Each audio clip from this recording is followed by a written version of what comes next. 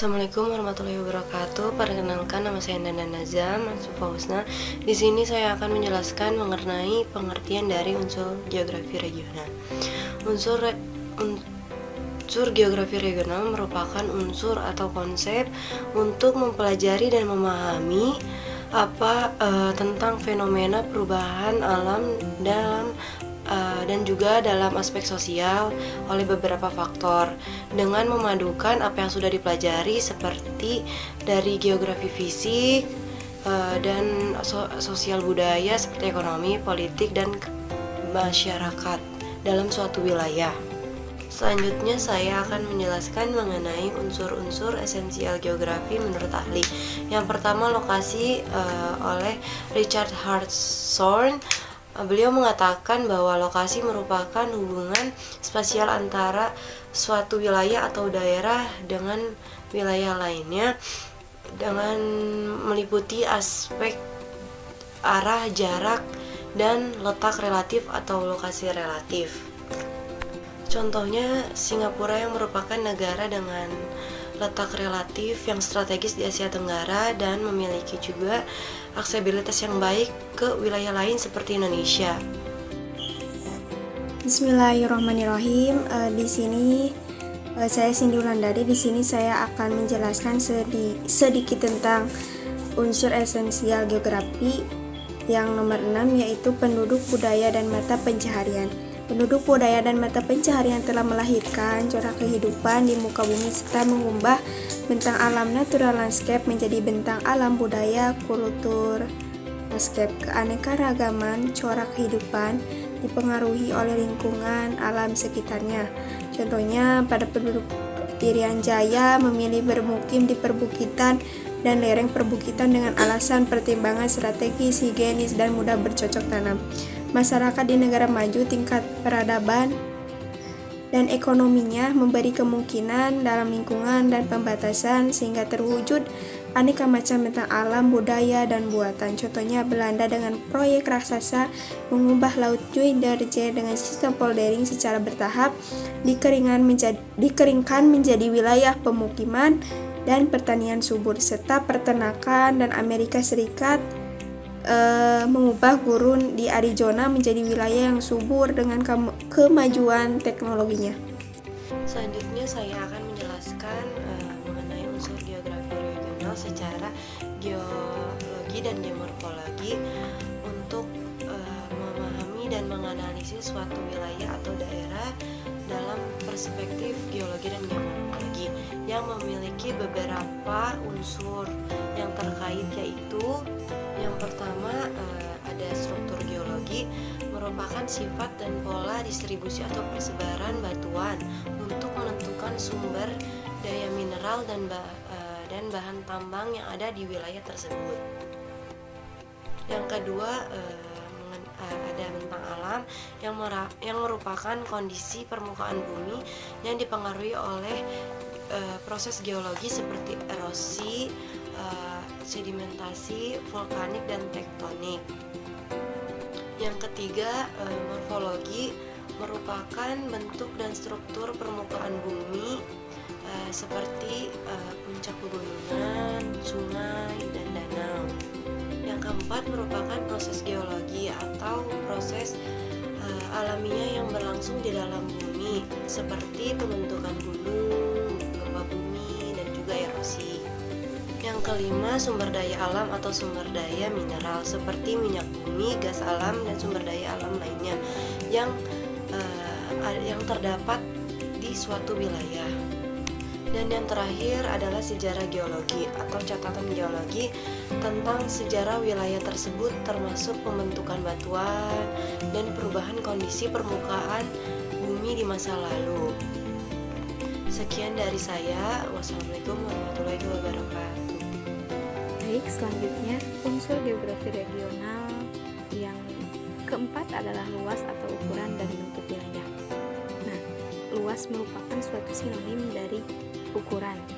Luas dalam pengertiannya adalah kuantitas dari suatu wilayah atau daerah yang dikelilingi oleh garis atau batas, baik itu batas-batas administratif ataupun batas fungsional. Nah, dalam pengertiannya, bentuk merupakan suatu penjabaran atau gambaran geometris dari sesuatu. Wilayah sendiri dalam studi geografi lebih didasarkan pada kriteria aspek ruangan beserta segenap unsur terkait.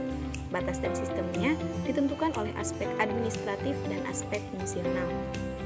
Nah, dalam studi kasusnya, ukuran atau luas wilayah yang besar memang memberi kemungkinan adanya potensi yang besar pula, baik itu potensi dalam hal keanekaragaman sumber daya alam ataupun penduduknya.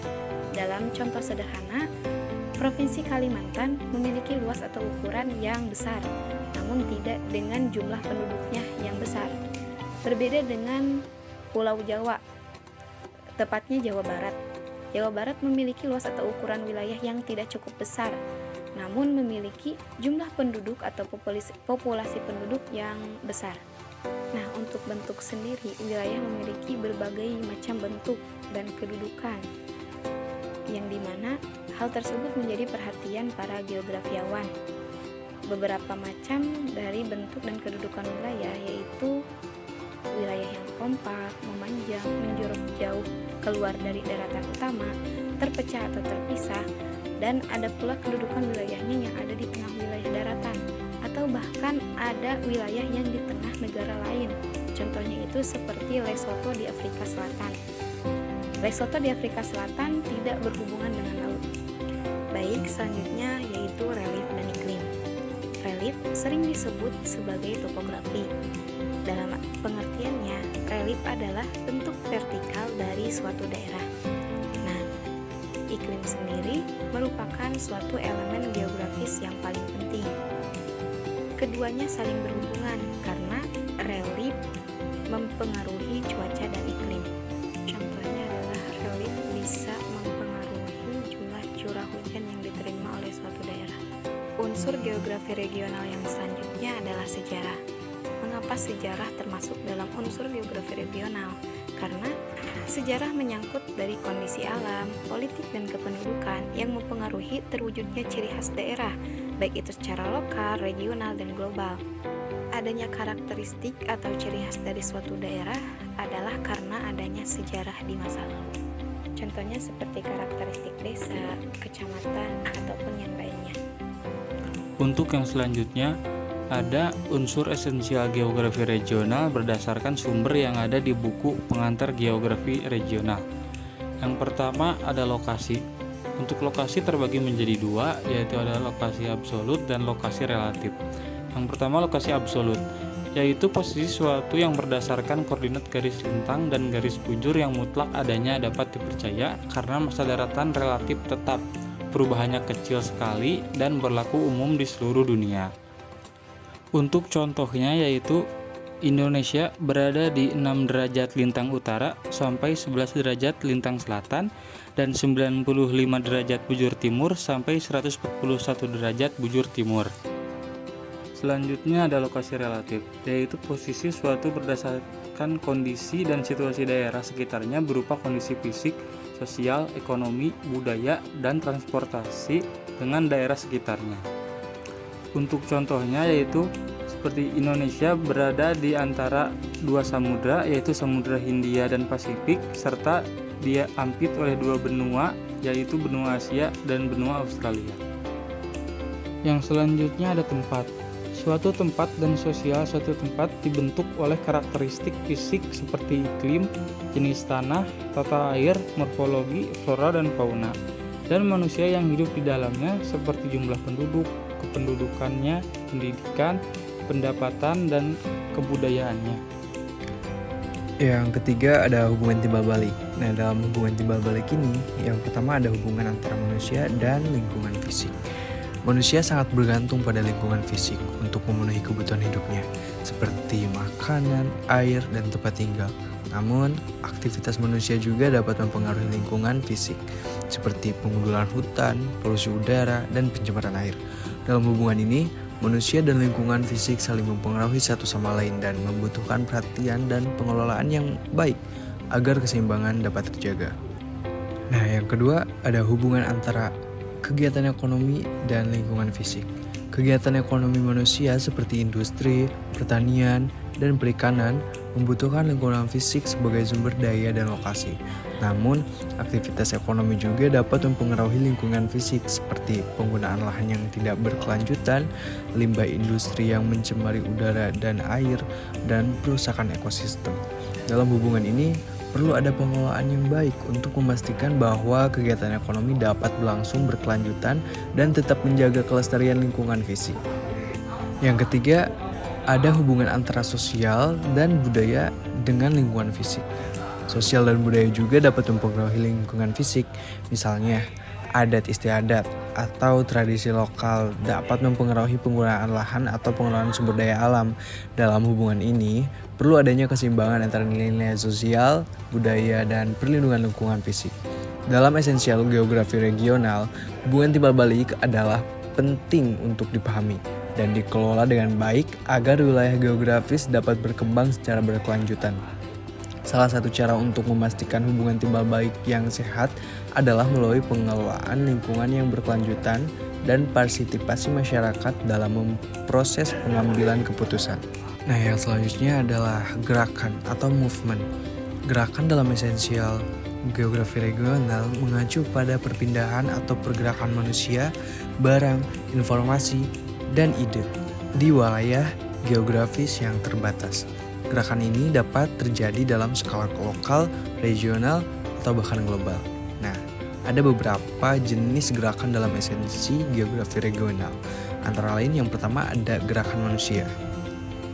Gerakan manusia mencakup perpindahan manusia dari satu tempat ke tempat lainnya dalam skala lokal, regional, atau bahkan global. Gerakan manusia ini dapat disebabkan oleh berbagai faktor seperti pekerjaan, pendidikan, atau kebutuhan untuk memenuhi kebutuhan hidup. Gerakan manusia ini dapat terjadi melalui transportasi darat, udara, bahkan laut. Yang kedua, ada gerakan barang.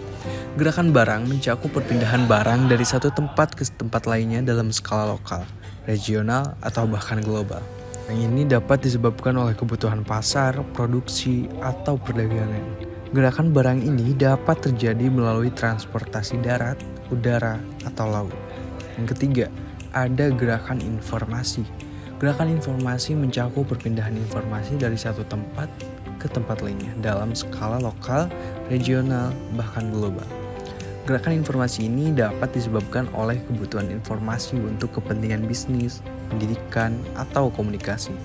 Gerakan informasi ini dapat terjadi melalui media sosial, internet, atau jaringan komunikasi lainnya. Nah, yang keempat ada gerakan ide.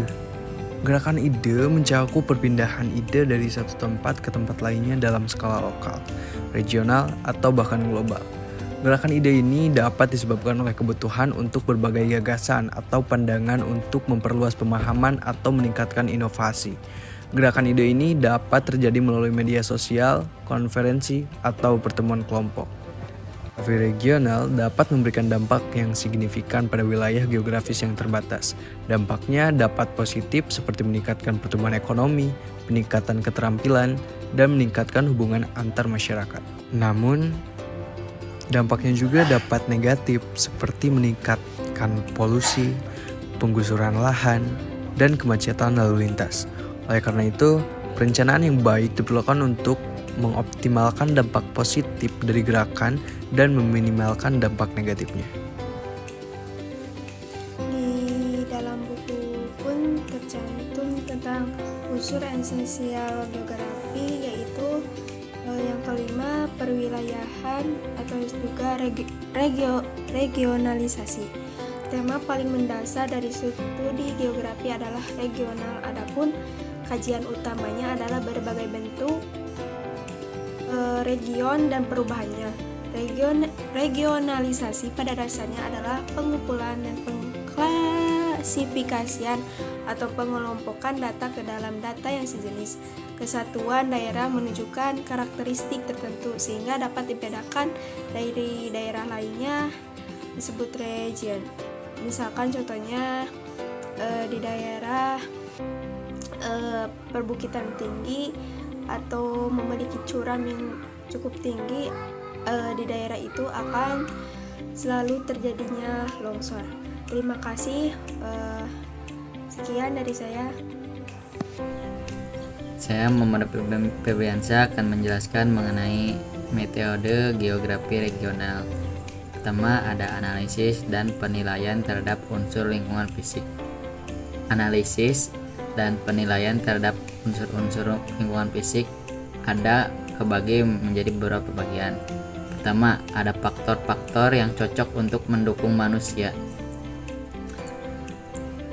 Faktor-faktor yang cocok untuk mendukung manusia, yang pertama adalah posisi geografis, merupakan letak sebenarnya suatu tempat di permukaan bumi atau letak suatu tempat dalam kaitannya dengan daerah lain.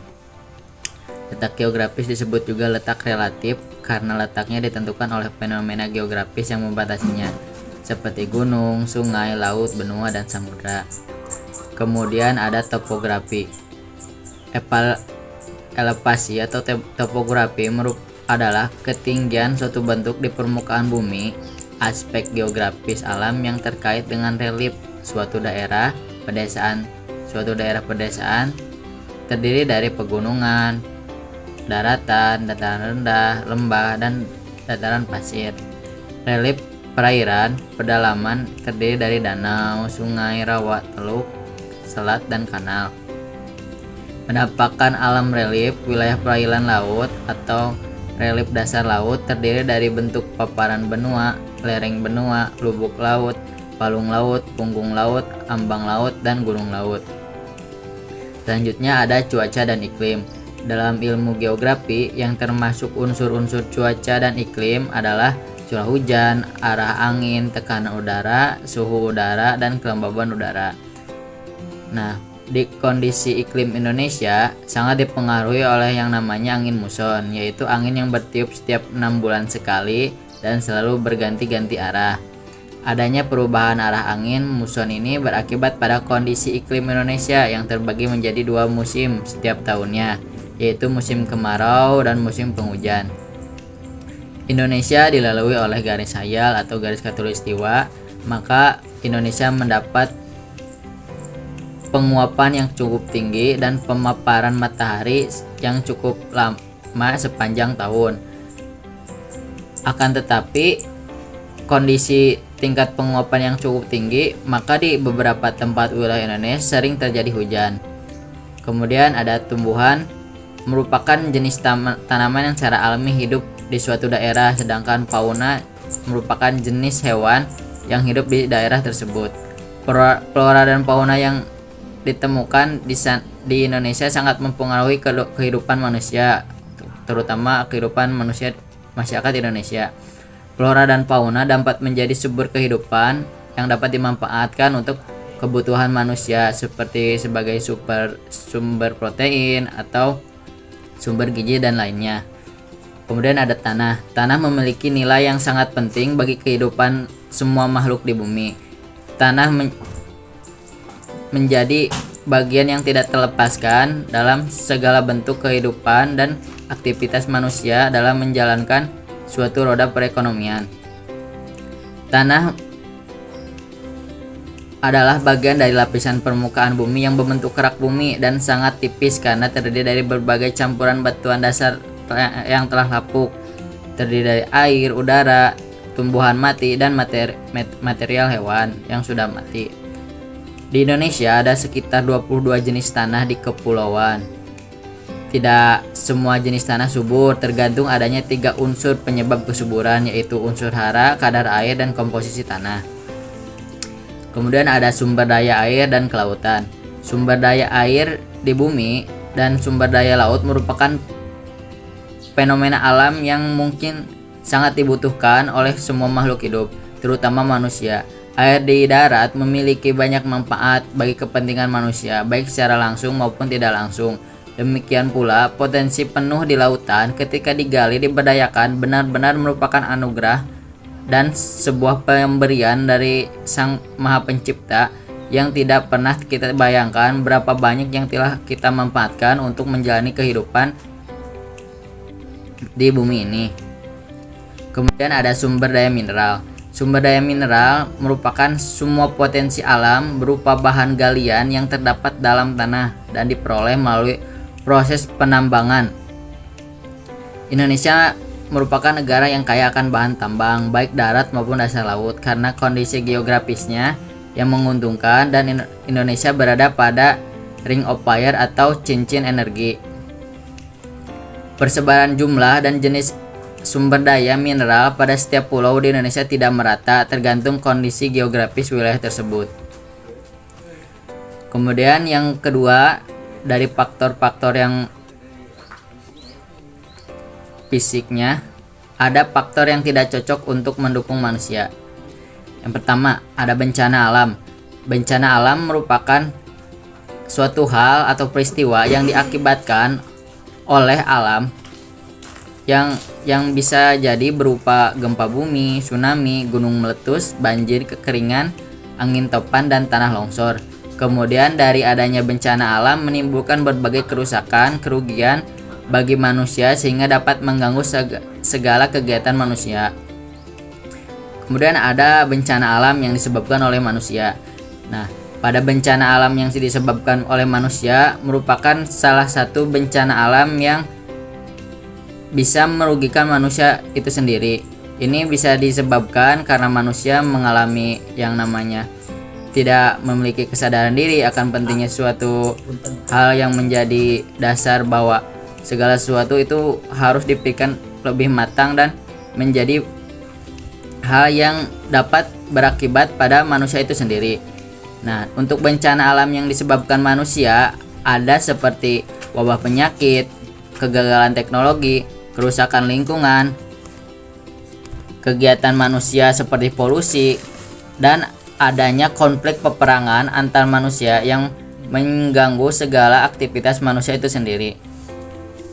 Kemudian ada masalah yang bisa ditanggulangi oleh teknologi.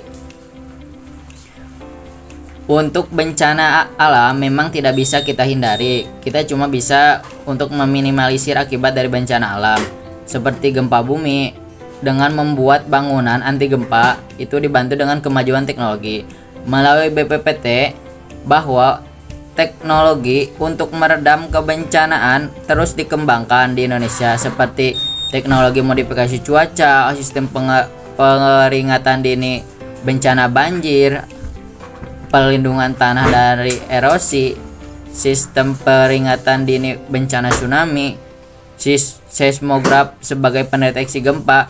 Itu menjadikan sebuah kemudahan untuk kita dari adanya perkembangan teknologi untuk menjadikan bahwasanya segala sesuatu yang namanya bencana alam bisa kita minimalisir dan bisa kita prediksi sebelumnya, dan kita bisa untuk lebih menyelamatkan diri terlebih dahulu dan lebih waspada sebelum adanya datang bencana.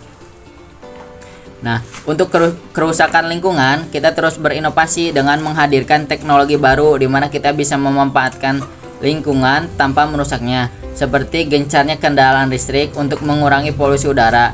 Karena seperti yang kita tahu bahwasanya hampir dari kendaraan yang kita pakai dalam sehari-hari itu menggunakan tenaga dari fosil yang bisa menyebabkan kerusakan pada lapisan ozon. Selanjutnya ada dari penelitian penduduk.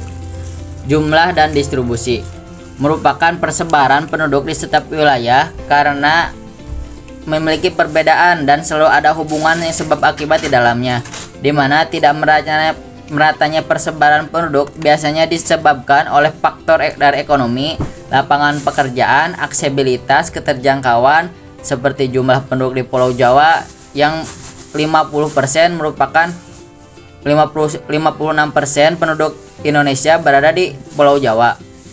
Ini menyebabkan ketidakmerataan dalam persebaran penduduk yang ada di Indonesia, seperti pulau-pulau lain yang mengalami kekurangan penduduk. Kemudian ada tingkat perkembangan teknologi. Teknologi terus berkembang dari tahun ke tahun, selalu ada inovasi oleh manusia, namun tidak semua wilayah bisa mendapatkan teknologi yang sama dengan wilayah lainnya. Terkadang ketidaksesuaian itu menyebabkan suatu daerah ketertinggalan teknologi, seperti teknologi kendaraan yang ada di Pulau Jawa dan Papua, di mana Pulau Jawa sudah memiliki jenis kendaraan yang cukup banyak dan beragam. seperti adanya kereta cepat, MRT, KRL, dan berbagai aksesibilitas dalam menunjang teknologi dalam kebutuhan transportasi. Karena ada kemajuan teknologi berbanding terbalik dengan Papua, ini menyebabkan kondisi alam yang cukup sulit untuk melakukan pembangunan, di mana daerah Papua memiliki kondisi alam yang bisa dibilang cukup sulit untuk melakukan pembangunan dan butuh menelan biaya yang lebih besar daripada Pulau Jawa. Ini yang menyebabkan kenapa Papua dan daerah lainnya harus memerlukan waktu yang lebih banyak dalam mengembangkan sebuah sarana dan prasarana juga teknologi.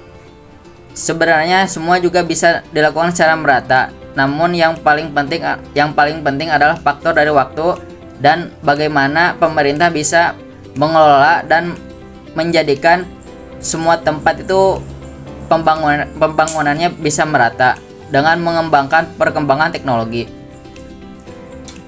Kemudian ada budaya yang mempengaruhi hidup dan pemanfaatan lingkungan.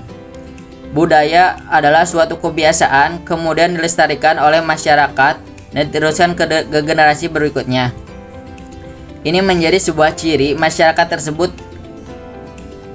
Budaya bisa menjadi sebuah pelopor dalam pemanfaatan alam yang baik dan benar, di mana manusia bisa bijak menggunakan alam, memanfaatkan lingkungan dengan hubungan dengan budaya. Seperti hutan larangan yang ada di Kampung Naga, karena pengaruh budaya, hutan tersebut bisa tetap terjaga sampai sekarang. Dan ada konsep pamali bagi masyarakat Indonesia, di mana pamali menjadi sebuah hal yang ditakuti, kemudian diterapkan dalam pemanfaatan untuk menjaga kelestarian alam.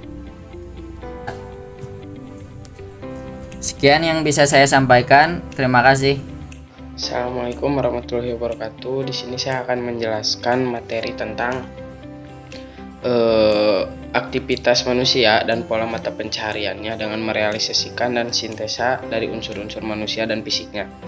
Jadi di sini tuh melakukan suatu penelitian yang berisi tentang penjelasan dan pendeskripsian mengenai aktivitas manusia dan pola mata pencaharian dengan merealisasikan dan sintesa dari unsur-unsur manusia dan fisiknya. Contohnya itu melakukan penelitian tentang aktivitas yang dilakukan manusia sehingga tercipta sebuah pola mata pencaharian. Contohnya kayak petani berpola pada mata pencahariannya itu di persawahan ataupun di perkebunan, dan nelayan berpola mata pencahariannya itu seperti di pesisir pantai. Fenomena tersebut memiliki unsur-unsur manusia dan fisik. Jadi kayak contohnya petani itu ya pasti berpola pada mata pencahariannya itu menanam padi, terus sayur-sayuran kayak gitu. Jadi intinya kayak berkebun, terus di persawahan gitu kayak. Terus yang nelayan juga berpola pada mata pencahariannya itu jadi kayak di pesisir pantai gitu, dia mencari ikan, terus mencari ya komoditas-komoditas yang ada di laut. Selanjutnya ada evaluasi potensi suatu wilayah. Jadi di sini tuh melakukan evaluasi potensi suatu wilayah dari kemungkinan untuk meningkatkan kehidupan penduduk yang ada atau kemungkinan untuk menunjang lebih banyaknya penduduk. Setiap wilayah itu memiliki potensinya masing-masing dan memiliki kekurangannya juga, adapun kelebihannya. Pengevaluasian terhadap potensi wilayah juga dibutuhkan agar kita bisa belajar dan lebih meningkatkan kualitas dari potensi suatu wilayah guna meningkatkan kualitas kehidupan penduduk. Bahkan agar suatu wilayah bisa dikatakan menunjang lebih banyak penduduknya. Contohnya itu seperti Garut yang memiliki potensi wilayah dengan iklim dingin dan tanah subur, memiliki potensi yang sangat besar pada sektor pertanian dan bisa dimanfaatkan oleh penduduk lokal. Jadi evaluasi potensi suatu wilayah tuh seperti kayak misalkan di Garut kan itu cuacanya dingin, iklimnya dingin dan tanahnya subur, cocok untuk sektor pertanian. Jadi kayak evaluasi suatu potensi wilayah itu kayak bagaimana kita bagaimana kita itu bisa lebih meningkatkan gitu sektor pertanian itu untuk